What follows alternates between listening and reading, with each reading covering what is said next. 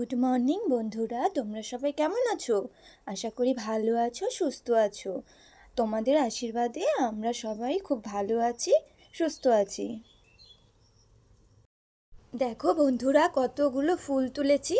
ফুলগুলো কিন্তু আমাদের বাড়ির নয় সবগুলো, কিছু কিছু ফুল আমাদের বাড়ির, কিন্তু জবা ফুলটা পাশের বাড়ির থেকে নিয়ে এসেছি। আর সাদা ফুল কিছুটা আমাদের বাড়িতে হয়েছিল, একটা গাছ আছে।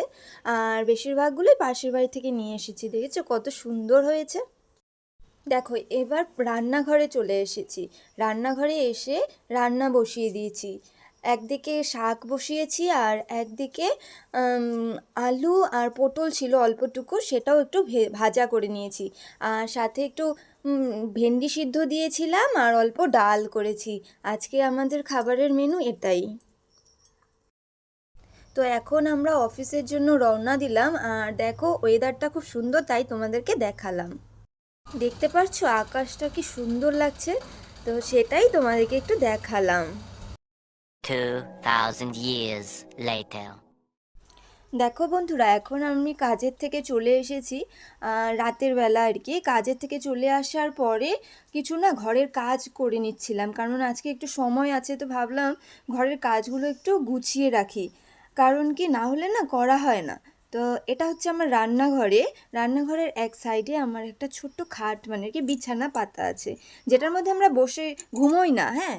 কিন্তু কি করি বলো তো, এটার মধ্যে অনেক সময় আমার যেমন শাশুড়ি মা নিচে বসে সবজি কাটতে পারে না, এখানে বসে একটু সবজি কাটে, একটু চা খাই আমরা। অনেক সময় রান্না বসিয়ে দাঁড়িয়ে থাকতে ভালো লাগে না, তখন আমরা একটু বসে থাকি। আর তারপরে আমি এদিকে না নিরামিষের যে আমার জিনিসগুলো আছে, আমি সেগুলো এখানে সুন্দর করে গুছিয়ে রাখি। কারণ নিরামিষ আর আমিষ একসাথে হয়ে গেলে না আমার ভালো লাগে না। তো আমি এখানে নিরামিষের জিনিসগুলো রাখি, আর আমিষেরগুলো আমি এই রান্নার যেখানে রান্না করি সেখানেই রাখি। তো এখন কি করলাম, এগুলো আমি সব একটু সুন্দর করে গুছিয়ে রাখলাম। গুছিয়ে রাখলে দেখতেও ভালো লাগে। আর কয়েকদিন থেকে দেখছি এগুলো একটু নোংরা হয়ে আছে। কি হয় বলো তো, জানালা দিয়ে হাওয়া আসে, তো সেই হাওয়ার সাথে সাথে হালকা ধুলাও আসে, সেটাই নোংরা হয়। এমনি অন্য কোনো কিছু নোংরা সেভাবে আসে না। তো সেই নোংরাটাই একটু আমি ঝেড়ে পরিষ্কার করে নিচ্ছিলাম। আর এখানেই আমি মিক্সচার মেশিনটাও রাখি। আর সাথে আমি হচ্ছে একটা ইলেকট্রিক কেটেল আছে, যেটাতে অনেক সময় জল গরম করি, রান্নাতে ইউজ করি, কোনো সময় লাগে, সেই কারণে এটা এখানেই রাখি। আর বন্ধুরা, আমার ভিডিও তোমাদের কেমন লাগছে তোমরা আমাকে কমেন্ট করে জানাবে। তাহলেই না আমি আমার ভুলগুলো শুধরে নিতে পারবো। আর তোমরা সবাই আমাকে একটু সাপোর্ট করো, লাইক করো। তোমরা লাইক কমেন্ট করলে আমি অনেক আগ্রহ পাই ভিডিও করার।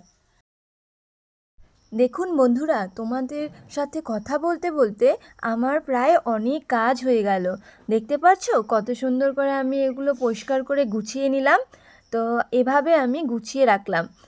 আর এটা না রোজ আমার পরিষ্কার করা না হয়ে ওঠে না আর কি, আমার কাজের চাপে।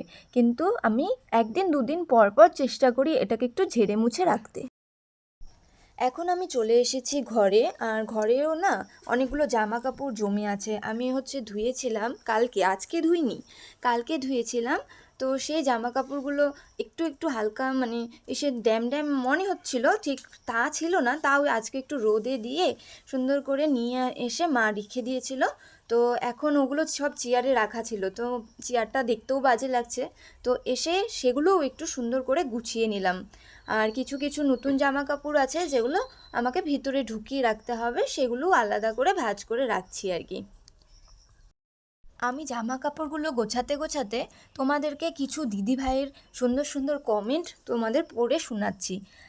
আর সেই মানে দিদিভাইগুলো আমাকে কমেন্ট, সুন্দর সুন্দর কমেন্ট করে দেখে আমার আরও ভিডিও করার উৎসাহ বাড়ে। আর আমার খুব ভালোও লাগে যে এত সুন্দর সুন্দর কমেন্ট করে। তো কিছু কিছু দিদিভাইদের আমি নাম নিচ্ছি, তোমরা শুনতে থাকো। যেমন ভ্লগার মহুয়া, সেই দিদিভাই আমাকে বলেছে, পনিরের তরকারিটা দারুণ হয়েছে, পুরো ভিডিওটা দেখে নিলাম। থ্যাংক ইউ দিদিভাই, তুমি আমাকে কমেন্ট করেছো। তুমি কমেন্ট করাতে আমি আরও উৎসাহ পেলাম ভিডিও করার। আর এভাবেই আমার পাশে থেকো। স্মাইলি দীপা আমাকে কমেন্ট করেছে, ভালো লাগলো দিভাই, থ্যাংক ইউ বুনু, এভাবেই পাশে থেকো। আজকে এই দুই দিদিভাইয়ের নাম পড়লাম, আবার আমি পরের দিন অন্য দুই তিনটা দিদিভাইয়ের নাম নিয়ে কমেন্টগুলো পড়ব। তো দেখো, তোমাদের সাথে কথা বলতে বলতে আমার সব কিছু গুছানো হয়ে গেল। আর আজকে সারাদিন কাজ করে বাড়িতে আসার পর অগোছালো ঘরটাকে আমি সুন্দর করে একটু গুছিয়ে নিলাম, তোমাদের সাথে এটাই শেয়ার করলাম।